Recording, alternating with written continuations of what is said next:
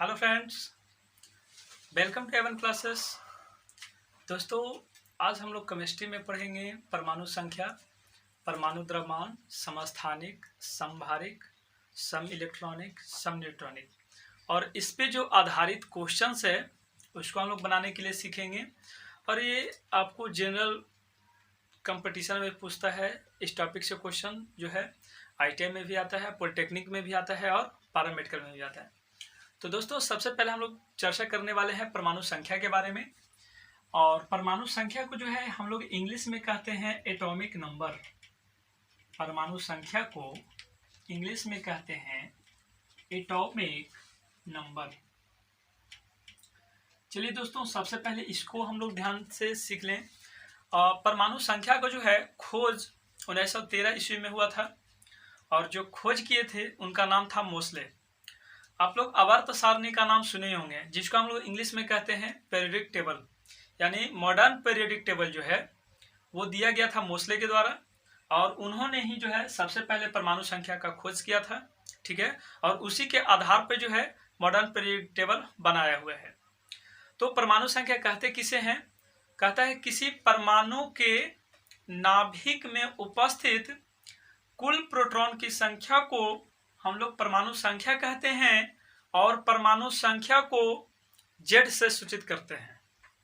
परमाणु संख्या को किससे सूचित करते हैं? Z से। यानी यहां पे हम लोग लिख लें कि परमाणु संख्या को Z द्वारा सूचित किया जाता है। परमाणु संख्या को Z द्वारा सूचित किया जाता है। अब यहाँ पे हम लोग उदासीन परमाणु का चर्चा करें, यानी उदासीन ये होगा ना तो इस पे प्लस चार्ज होगा और ना ही माइनस चार्ज होगा। जैसे मान लेते हैं क्लोरीन Cl उसका संकेत होता है और परमाणु संख्या उसका 17 होता है। तो यहाँ पे क्लोरीन जो है उदासीन है। तो दोस्तों याद रखना कि उदासीन परमाणु में जो है इलेक्ट्रॉन की संख्या प्रोटॉन की संख्या के क्या होता है? बराबर होता है। यानी उदासीन परमाणु में जो है, यहाँ पे आपको ये याद रखना है कि उदासीन परमाणु में इलेक्ट्रॉन की संख्या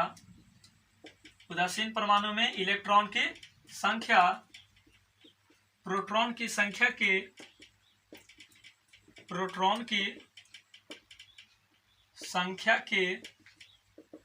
बराबर होता है। यानी यहाँ पे जो है E बराबर P, यानी जितना इलेक्ट्रॉन होगा उतना ही प्रोटॉन होगा। कब?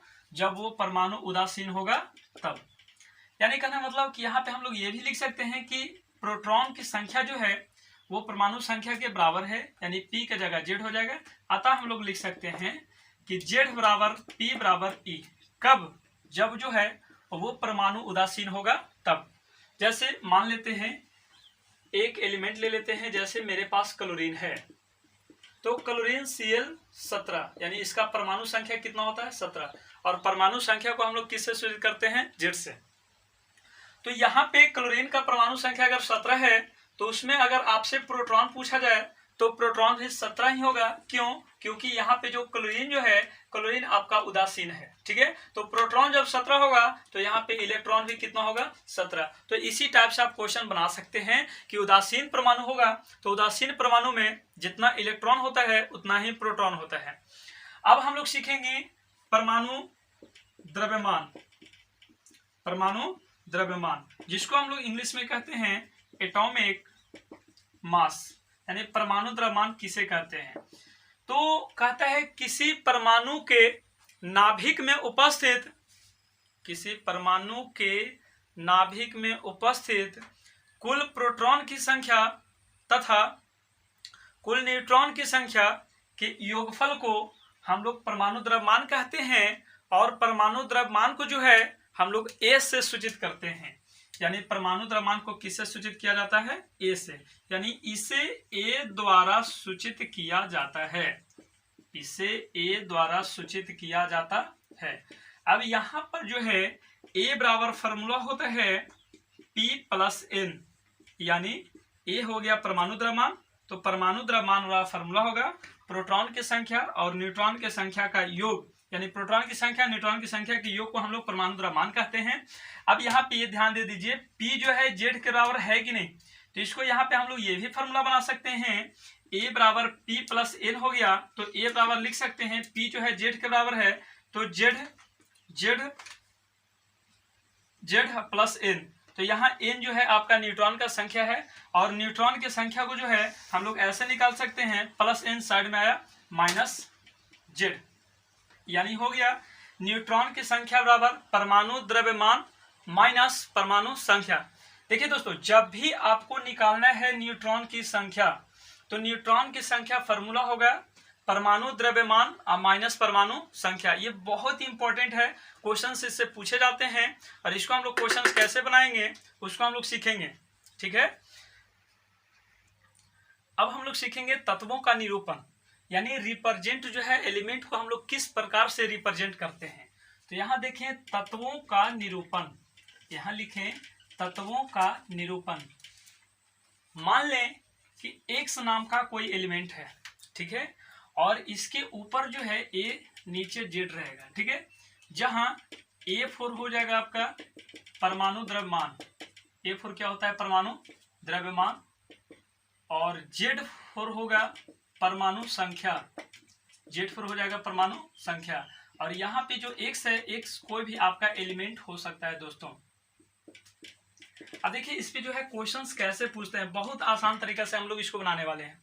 तो क्वेश्चन आपका रहेगा यूरेनियम 92-235 में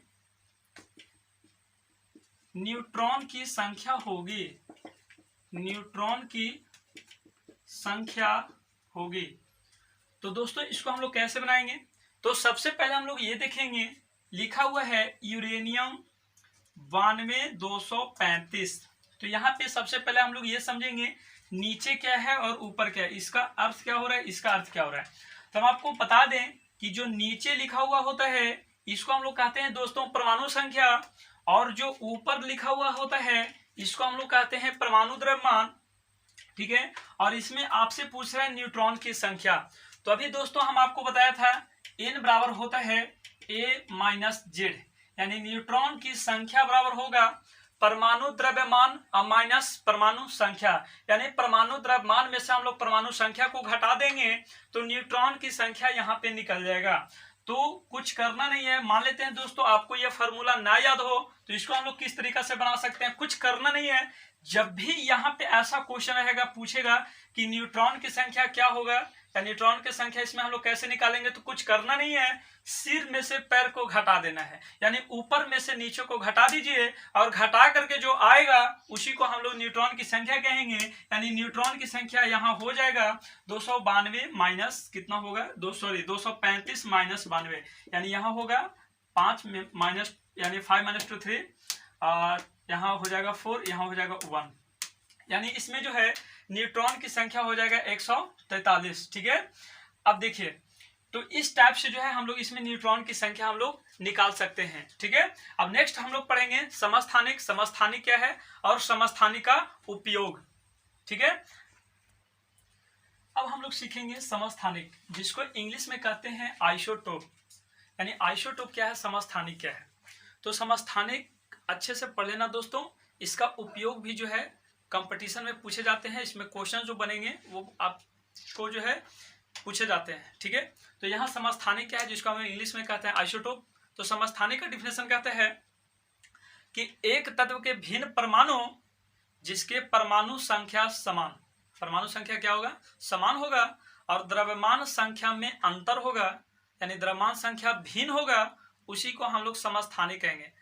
इसका नाम से ही पता चल रहा है समस्थानिक, यानी स्थान जो है बराबर होना चाहिए, उसी को हम लोग समस्थानिक कहेंगे। लेकिन इसका परमाणु भार में अंतर होता है, परमाणु भार भिन्न भिन्न होता है। और जो है समस्थानिक का जो है रासायनिक गुण समान होगा और भौतिक गुण क्या होगा, अलग अलग होगा। यानी समस्थानिक में जो है इसका जो है परमाणु संख्या समान होता है, परमाणु संख्या क्या होगा, परमाणु संख्या समान होगा, और द्रव्यमान संख्या क्या होगा, भिन्न होगा, यानी द्रव्यमान संख्या भिन्न होता है, द्रव्यमान संख्या भिन्न होता है। इसका जो है रासायनिक गुण भी समान होगा, इसका रासायनिक गुण क्या होता है, समान होता है, रासायनिक गुण समान होता है किंतु भौतिक गुण भिन्न भिन्न होता है। भौतिक गुण क्या होगा? भौतिक गुण भिन्न होगा। ठीक है।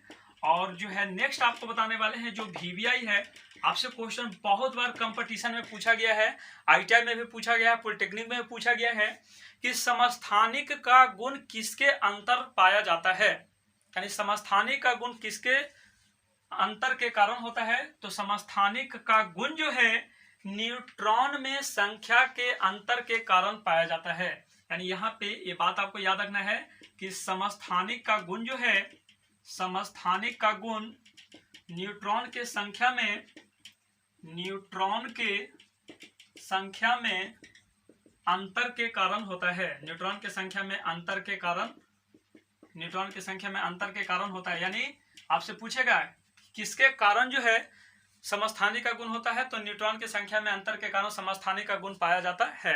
अब चले हम लोग एग्जांपल देख लेते हैं। जैसे हाइड्रोजन का नाम ले लेते हैं। हाइड्रोजन का जो है 3 समस्थानिक पाया जाता है।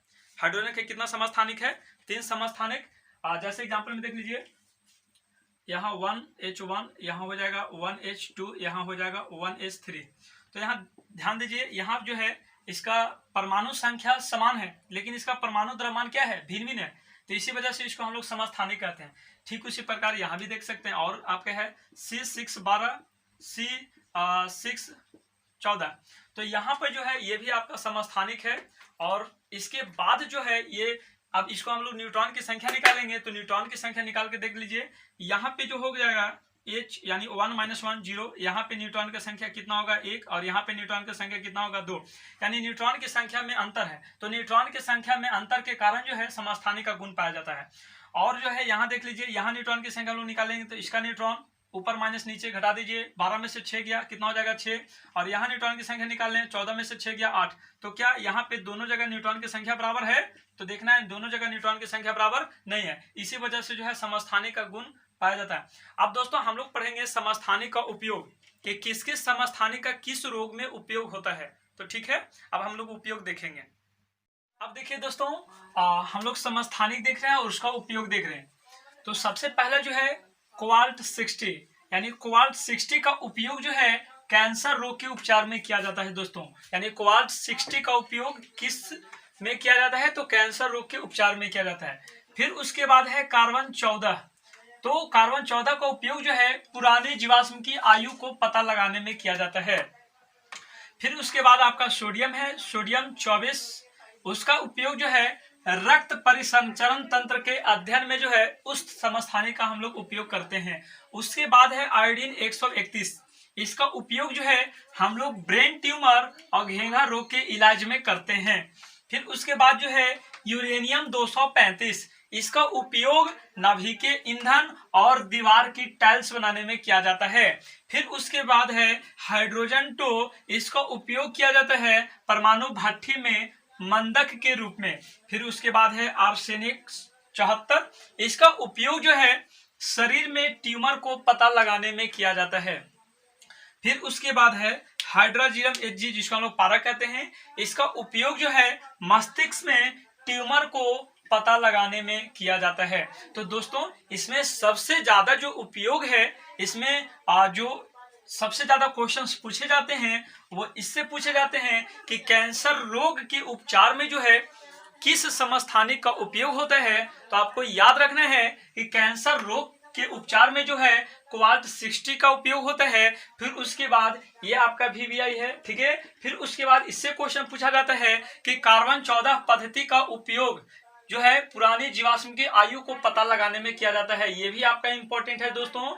यानी पुरानी जीवाश्म की आयु को पता लगाने में किस समस्थानिक का उपयोग होता है? तो आपको आंसर देना है कार्बन 14, ठीक है। फिर उसके बाद जो है पूछता है ये कि नाभिकीय ईंधन में जो है किस समस्थानिक का उपयोग होता है? तो यूरेनियम 235। फिर उसके बाद घेंघा रोग में जो है किस समस्थानिक का उपयोग होता है? तो आयोडीन 131। चलिए इसके बाद हम लोग पढ़ने वाले हैं समभारिक के बारे में, कि समभारिक क्या है और जो है उसका हम लोग गुण पढ़ेंगे। अब देखिए, अब हम लोग पढ़ेंगे समभारिक। इसको जो है हम लोग इंग्लिश में कहते हैं आइसोबार। समभारिक क्या है दोस्तों? तो समभारिक का डिफिनेशन कहता है कि भिन्न तत्व के परमाणु, भिन्न तत्व के परमाणु जिसके परमाणु संख्या अलग अलग होता है और परमाणु द्रव्यमान जो है समान होता है, उसी को हम लोग कहते हैं संभारिक। यानी क्या, परमाणु संख्या अलग अलग होगा, परमाणु संख्या अलग अलग होगा और उसका जो है परमाणु द्रव्यमान समान होगा। इसका नाम से ही पता चल रहा है संभारिक। यानी सम मतलब होता है बराबर और भार के विचार से जो है बराबर होगा, उसको हम लोग संभारिक कहेंगे।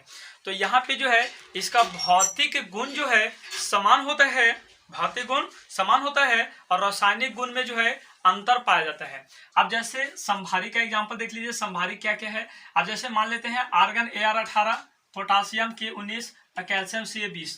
ये जो आप एलिमेंट देख रहे हैं, आर्गन का 18 होता है परमाणु संख्या, पोटासियम का 19 होता है परमाणु संख्या और कैल्शियम का जो है परमाणु संख्या 20 होता है। ठीक है, आप देखिए इसका जो है हम लोग परमाणु भार निकालें तो इसका परमाणु भार 40 होता है, इसका भी परमाणु भार 40 होता है, इसका भी परमाणु भार 40 होता है। तो यहाँ अलग अलग एलिमेंट है, इसका परमाणु संख्या भी अलग अलग है लेकिन इसका परमाणु द्रव्यमान समान है, तो इसी वजह से जो है इसको हम लोग कहते हैं संभारिक। ठीक उसी प्रकार और देख लीजिए, अब जैसे नाइट्रोजन N7 तो इसका परमाणु द्रव्यमान होता है 14। ठीक है, उसी प्रकार कार्बन 6 इसका भी होता है 14। तो यहाँ पे दोनों का दोनों जो है किसका उदाहरण है, तो समभारिक का उदाहरण है। किसका उदाहरण है, समभारिक का उदाहरण है। उसके बाद हम लोग पढ़ेंगे सम न्यूट्रॉनिक। क्या पढ़ेंगे, सम न्यूट्रॉनिक। सम न्यूट्रॉनिक जिसको हम लोग कहते हैं आइसो न्यूट्रॉनिक। यानी सम न्यूट्रॉनिक क्या है, तो सम न्यूट्रॉनिक का डेफिनेशन कहता है कि दो या दो से अधिक परमाणु जिसमें न्यूट्रॉन की संख्या समान होता है। ध्यान से सुन लीजिए, दो या दो से अधिक परमाणु जिसमें न्यूट्रॉन की संख्या समान होता है उसे हम लोग सम न्यूट्रॉनिक कहते हैं। यानी सम न्यूट्रॉनिक, इसका नाम से पता चल रहा है कि न्यूट्रॉन की संख्या समान होगा, उसी को हम लोग क्या कहेंगे, सम न्यूट्रॉनिक कहेंगे। अब जैसे इसका एग्जांपल देख लीजिए, मान लेते हैं कि यहाँ पे एग्जांपल इसका है ऑक्सीजन O8, 8 गुना कितना होता है 16। ठीक है, और यहाँ पे मान लेते हैं हम यहाँ ले लेते हैं कार्बन C6, यहाँ पे 14। ठीक है, अब देखिए यहाँ पे हम लोग न्यूट्रॉन की संख्या निकालते हैं, तो न्यूट्रॉन की संख्या जब निकालेंगे तो आपको बताए थे न्यूट्रॉन की संख्या निकालना एकदम आसान है, ऊपर माइनस नीचे, यानी परमाणु द्रव्यमान में से परमाणु संख्या को आप घटा दो, न्यूट्रॉन की संख्या निकल जाएगा दोस्तों। तो यहाँ पे 16 - 8 यानी न्यूट्रॉन की संख्या यहाँ पे कितना हो जाएगा 8। और यहाँ न्यूट्रॉन की संख्या हम लोग निकालें तो हम आपको बता दें ऊपर माइनस नीचे, यानी ऊपर में से नीचे को घटा दो, यहाँ पे आपका न्यूट्रॉन का संख्या निकल जाएगा, यानी 14 - 6 यानी यहाँ हो जाएगा 8। तो यहाँ दोस्तों हम लोग देख रहे हैं कि दोनों जो परमाणु है दोनों में न्यूट्रॉन की संख्या क्या है, समान है। इसी वजह से जो है इसको हम लोग कहते हैं सम न्यूट्रॉनिक। इसके बाद हम लोग पढ़ेंगे सम इलेक्ट्रॉनिक। सम इलेक्ट्रॉनिक क्या है और उस पर उदाहरण देखेंगे। चलिए दोस्तों, अब हम लोग देखते हैं सम इलेक्ट्रॉनिक। इसको हम लोग इंग्लिश में कहते हैं आइसो इलेक्ट्रॉनिक। सम इलेक्ट्रॉनिक क्या कहता है, सम इलेक्ट्रॉनिक का डिफिनेशन कहता है कि दो या दो से अधिक परमाणु, अणु या आयन जिसमें इलेक्ट्रॉन की संख्या समान होगा उसी को हम लोग सम इलेक्ट्रॉनिक कहते हैं। यानी दो या दो से अधिक परमाणु, अणु या आयन जिसमें इलेक्ट्रॉन की संख्या समान होता है उसी को हम लोग सम इलेक्ट्रॉनिक कहते हैं। अब जैसे एग्जांपल यहाँ पे देख लें कि सम इलेक्ट्रॉनिक का जो है कौन कौन एग्जांपल है। तो ये जैसे देखिए यहाँ मान लेते हैं Na+1 है, यहाँ पे एल्युमिनियम +3 है, यहाँ नियॉन Ne है, यहाँ O2 - 2 है। इसी टाइप से जो है अब हम लोग देखते हैं इसे, इसमें जो है प्लस कहने का मतलब क्या हो रहा है कि यहाँ पे एक इलेक्ट्रॉन का जो है त्याग हो रहा है। तो बताइए सोडियम का परमाणु संख्या होता है 11। ठीक है, उदासीन जब होगा तो उसका परमाणु संख्या 11, तो इलेक्ट्रॉन की संख्या भी 11। जब यहाँ पे +1 है यानी कहने का मतलब ये हो रहा है कि एक इलेक्ट्रॉन त्याग हो गया। जब एक इलेक्ट्रॉन त्याग हो गया तो यहाँ इलेक्ट्रॉन की संख्या कितना हो जाएगा 10। तो इसको हम लोग कहेंगे सम इलेक्ट्रॉनिक। क्या कहेंगे, सम इलेक्ट्रॉनिक। फिर उसके बाद जो है यहाँ पे देख लीजिए एल्युमिनियम है। एल्युमिनियम का जो है हम लोग जानते हैं परमाणु संख्या कितना होता है, एल्युमिनियम का परमाणु संख्या 13 होता है। ठीक है, +3 कहने का मतलब ये अर्थ हो रहा है कि 3 इलेक्ट्रॉन जो है त्याग कर चुका है, तो 13 में से 3 चला जाएगा तो यहाँ भी इलेक्ट्रॉन कितना हो जाएगा 10। तो इसको हम लोग कहेंगे सम इलेक्ट्रॉनिक। अब देखिए यहाँ नियॉन जो है उदासीन है, तो नियॉन का परमाणु संख्या कितना होता है 10, यानी इलेक्ट्रॉन भी यहाँ कितना हो जाएगा 10। अब ये लास्ट जो है, लास्ट यहाँ देख लीजिए, यहाँ ऑक्सीजन O2 यानी O-2 है, यानी इस पे जो है 2 इलेक्ट्रॉन का ग्रहण हुआ है। तो आप जानते हैं कि ऑक्सीजन में जो है ऑक्सीजन का परमाणु संख्या 8 होता है, 2 इलेक्ट्रॉन जब ये ग्रहण कर लेगा तो यहाँ भी इलेक्ट्रॉन की संख्या कितना हो जाएगा 10। तो इसको हम लोग कहते हैं दोस्तों सम इलेक्ट्रॉनिक। अब चलिए इस पे जो है हम लोग आधारित क्वेश्चंस देखते हैं, क्वेश्चंस कैसे पूछेंगे उसको हम लोग बनाने के लिए सीखेंगे। चलिए देखिए दोस्तों, यहाँ पे आपसे क्वेश्चन पूछा है कि एक तत्व के दो समस्थानिक में कौन सा गुण भिन्न हो सकता है। तो दोस्तों ये क्वेश्चन बहुत अच्छा क्वेश्चन है दोस्तों, इससे जो है आपका आईटीआई में भी बनेगा क्वेश्चन। देखिए क्वेश्चन है कि एक तत्व के दो समस्थानिक में कौन सा गुण भिन्न हो सकता है। ऑप्शन ए दिया है परमाणु संख्या, बी दिया है इलेक्ट्रॉन की संख्या, सी दिया है द्रव्यमान की संख्या और डी दिया है ये सभी। तो सबसे पहले दोस्तों समस्थानिक, जैसे मान लेते हैं कार्बन C6 यहाँ पे 12 है और कार्बन C6 यहाँ पे 14 है। तो दोस्तों यहाँ पे आपको ध्यान देना है कि कौन सा गुण भिन्न होता है। तो क्या यहाँ पे परमाणु संख्या जो है अलग होता है? नहीं, तो ऑप्शन ए नहीं होगा। बी कह रहे इलेक्ट्रॉन की संख्या। तो दोस्तों आप जानते हैं कि ये जो है उदासीन है, तो उदासीन में जितना इलेक्ट्रॉन की संख्या होता है उतना प्रोटॉन की संख्या होता है, और जो प्रोटॉन की संख्या था वो परमाणु संख्या होता है। तो दोस्तों बी भी आपका भिन्न गुण नहीं है। चलिए हम लोग सी देखते हैं। सी में दिया है द्रव्यमान संख्या। तो क्या द्रव्यमान संख्या अंतर है, भिन्न है? तो जी हाँ, यहाँ पे देखिए, यहाँ पे 12 है, यहाँ पे 14 है। तो दो समस्थानिक में द्रव्यमान संख्या का गुण जो है भिन्न होता है। उम्मीद करते हैं दोस्तों ये क्वेश्चन आपको समझ में आ गया होगा। इसी टाइप से आपसे क्वेश्चन पूछेंगे, आप जो है अपना प्रैक्टिस सेट बनाइए। वहां अगर आपको नहीं समझ में आएगा तो आप कमेंट बॉक्स में लिख करके क्वेश्चन आप पूछ सकते हैं दोस्तों। चलिए नेक्स्ट क्वेश्चन आपसे पूछता है कि Na+ आयन सम इलेक्ट्रॉनिक है, यानी Na+ आयन जो दिया है इसमें कौन सा ऐसा ऑप्शन दिया गया जो सम इलेक्ट्रॉनिक ऑप्शन है। तो सम इलेक्ट्रॉनिक का डेफिनेशन कहता है कि इलेक्ट्रॉन की संख्या बराबर चाहिए, यानी जो है अब देखिए यहाँ पे Li+, तो लिथियम का जानते हैं 3 होता है, प्लस यानी कहने का मतलब एक गायब हो गया। तो यहाँ पे लिथियम का 2, तो अब सोडियम का यहाँ 10 बचा है। क्या ये इसके बराबर इलेक्ट्रॉन संख्या नहीं है? Mg2+, आप जानिए मैग्नीशियम का होता है 12। ठीक है दोस्तों, 2+ कहने का मतलब 2 इलेक्ट्रॉन त्याग कर चुका है, तो मैग्नीशियम का यहाँ हो गया 10, और सोडियम जो है 1 इलेक्ट्रॉन त्याग कर दिया, तो सोडियम का भी हो गया 10। जी हाँ, तो मैग्नीशियम का इलेक्ट्रॉन का संख्या और सोडियम का इलेक्ट्रॉन की संख्या दोनों बराबर आया है, तो इसका आंसर बी हो जाएगा। सी में थोड़ा सा देख लेते हैं। बेरियम बी 56 होता है, तो इसमें इलेक्ट्रॉन की संख्या भी 56 होगा, 2 54, तो क्या इसके बराबर होगा? नहीं होगा। डी का रहा है Ca+2, यानी कहने मतलब कि कैल्शियम का होता है 20, ठीक है, 2 जो है त्याग कर चुका, तो यहाँ इसका हो गया 18, तो ये सम इलेक्ट्रॉनिक का उदाहरण नहीं है, यानी इसका आंसर होगा बी। चलिए दोस्तों क्वेश्चन नंबर हम लोग 3 देखते हैं। 3 क्वेश्चन नंबर है यूरेनियम 92-238 में न्यूट्रॉन की संख्या। तो दोस्तों जब भी ऐसा क्वेश्चन आएगा, बहुत बार पूछा गया है, तो जब भी ऐसा क्वेश्चन आएगा जिसको हम लोग आराम से बना सकते हैं। जब भी न्यूट्रॉन की संख्या निकालना, कुछ करना नहीं है, ऊपर माइनस नीचे। जब भी न्यूट्रॉन की संख्या आपसे पूछेगा दोस्तों, तो ऊपर माइनस नीचे क्या करना है? ऊपर माइनस नीचे। तो आपको ऊपर माइनस नीचे कर देना है 238 माइनस 92, यानी आंसर हो जाएगा दोस्तों 146। तो यहाँ पे 146, यानी आंसर हो जाएगा सी। चलिए अब नेक्स्ट क्वेश्चन हम लोग देखते हैं, क्वेश्चन नंबर 4। क्वेश्चन नंबर 4 है परमाणु की प्रथम कक्षा में अधिकतम इलेक्ट्रॉन की संख्या हो सकता है। तो परमाणु का प्रथम कक्षा 1s होता है, s में अधिकतम 2 इलेक्ट्रॉन। तो परमाणु का प्रथम कक्षा में अधिकतम कितना इलेक्ट्रॉन हो सकता है दोस्तों? 2। चलिए क्वेश्चन नंबर 5 जो है और आपका इंपॉर्टेंट क्वेश्चन, इसको हम लोग सबसे अच्छे तरीके से समझेंगे। CO2 अणु में कुल इलेक्ट्रॉन की संख्या होती है। तो दोस्तों ये क्वेश्चन बहुत अच्छा क्वेश्चन है, इसको हम लोग समझेंगे। सबसे पहले देखिए CO2 कार्बन डाइऑक्साइड है, तो आप बताओ कार्बन का परमाणु संख्या कितना होता है? 6, तो यहाँ 6 लिखेंगे। अब देखिए O2 यानी ऑक्सीजन, एक ऑक्सीजन का 8 होता है, तो 2 ऑक्सीजन का कितना हो जाएगा? तो 8 दूना 2, यानी हो जाएगा 6 + 8 दूना 16, और 16 और 6 कितना हो जाएगा? 22। यानी इस टाइप से इलेक्ट्रॉन की संख्या आपसे पूछेगा तो आपको इसी टाइप से निकालना है, यानी CO2 अणु में जो है कुल इलेक्ट्रॉन की संख्या हो जाएगा दोस्तों 22। अब इसी तरीके से नेक्स्ट क्वेश्चन देखते हैं। चलिए दोस्तों अब हम लोग देखते हैं क्वेश्चन नंबर 6। क्वेश्चन नंबर 6 आपका है किसी तत्व का परमाणु संख्या 17 है, तो उसके नाभिक में प्रोटॉन की संख्या क्या होगा। तो दोस्तों हम आपको बताए थे कि परमाणु में जो है परमाणु संख्या जितना होता है उतना ही उसमें प्रोटॉन की संख्या भी होता है। तो यहाँ पे परमाणु क्रमांक दिया हुआ है दोस्तों 17, तो इसके नाभिक में प्रोटॉन की संख्या भी कितना हो जाएगा? 17। चलिए अब हम लोग देखते हैं क्वेश्चन नंबर 7। क्वेश्चन नंबर 7 दिया गया है परमाणु के नाभिक का खोज किसने किया था। परमाणु के नाभिक का खोज किसने किया था? तो दोस्तों परमाणु के नाभिक का खोज किया था रदरफोर्ड। किसने किया था? रदरफोर्ड। अब देखिए यहाँ पे जो जो ऑप्शन दिए गए उसको भी हम लोग ध्यान से देख लेते हैं। तो यहाँ पे जो गोल्डस्टीन दिया है, गोल्डस्टीन जो है प्रोटॉन का खोज किया था, यानी प्रोटॉन का खोज अगर आपसे पूछे तो आंसर देना है गोल्डस्टीन, ठीक है।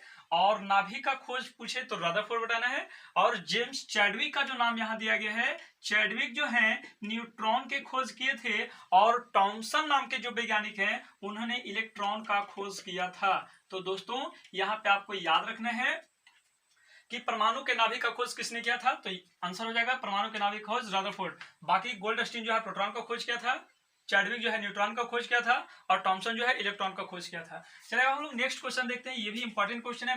मैग्नीज Mn25 का इलेक्ट्रॉनिक विन्यास होगा। तो दोस्तों जो है इसको जो है इस क्वेश्चन को बनाने के लिए सबसे पहले आपको इलेक्ट्रॉनिक विन्यास निकालने आना चाहिए। तो दोस्तों यहाँ किसी को भी आप ऐड करोगे 25 आ ही जाएगा। तो सही सही इसको हम लोग कैसे बनाएंगे, मैग्नीज Mn25 तो 1s2 2s2 2p6 3s2 3p6 यहाँ हो जाएगा 4s2 और 3d 2 और 2 4 6 10 2 12 6 18 2 20 20 और 5 कितना हो जाएगा 25। ठीक है, तो इस टाइप से जो है हम लोग मैग्नीज का निकालनी है।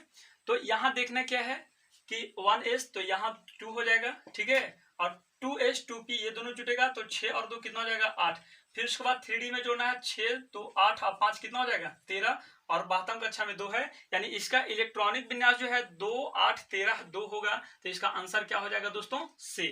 चलिए आपको समझ में आ गया होगा क्वेश्चन नंबर 8। और इसी टाइप से जो भी क्वेश्चन बनेंगे उसको भी है हम लोग इसी इलेक्ट्रॉनिक विन्यास निकालेंगे, इसी के आधार पे जो है इसको हम लोग निकाल लेंगे। ठीक है, अब क्वेश्चन नंबर 9 आपसे पूछा है निम्न में किस तत्व में न्यूट्रॉन अनुपस्थित होता है। ये भी बहुत इंपॉर्टेंट क्वेश्चन है दोस्तों, बहुत ज्यादा बार पूछा गया है। तो कौन ऐसा एलिमेंट है जिसमें जो है न्यूट्रॉन अनुपस्थित होता है। तो आपको याद रखना हाइड्रोजन जो है, हाइड्रोजन में न्यूट्रॉन अनुपस्थित होता है। कैसे, यहाँ पे ध्यान दे दीजिए, हाइड्रोजन H1 इसका परमाणु द्रव्यमान भी 1 होता है। तो दोस्तों हम आपको बताते हैं न्यूट्रॉन की संख्या निकालने के लिए ऊपर माइनस नीचे, यानी जब भी न्यूट्रॉन निकालना है ऊपर माइनस नीचे कर दीजिए, 1 - 1 यानी हो गया 0। तो क्या इसमें न्यूट्रॉन उपस्थित है, नहीं, यानी न्यूट्रॉन जो है अनुपस्थित है। चलिए हम लोग देखते हैं क्वेश्चन नंबर 10। क्वेश्चन नंबर 10 दिया गया है नाभि का आकार कितना होता है। नाभि का आकार जो है कितना होता है। तो दोस्तों आपको याद रखना है कि नाभि का आकार जो है 10 का पावर -15 मीटर होता है, जिसे हम लोग 1 फर्मी भी कहते हैं। कितना फर्मी कहते हैं, 1 फर्मी, यानी नाभि का आकार जो है 10 का पावर -15 मीटर होता है। और इसके बारे में भी आपको याद रखना है, ये भी बहुत बार पूछा जा चुका है। 10 के पावर -10 को हम लोग 1 एंगस्ट्रम कहते हैं और परमाणु का जो आकार होता है 10 के पावर -10 मीटर होता है। तो उम्मीद करते हैं दोस्तों ये क्वेश्चन जो है इसी टाइप से आपसे पूछे जाएंगे, इसको ऐसे ही आपको बनाना है। ठीक है, और अपना प्रैक्टिस के लिए आप जो है अपने घर पे बना सकते हैं। क्वेश्चंस देखिए, बनाइए, अगर नहीं समझ में आता है तो उसको आप कमेंट बॉक्स में जो है लिख करके भेज सकते हैं। उसका आंसर जो है हम लोग नेक्स्ट वीडियो में हम आपको बता देंगे। तो थैंक यू।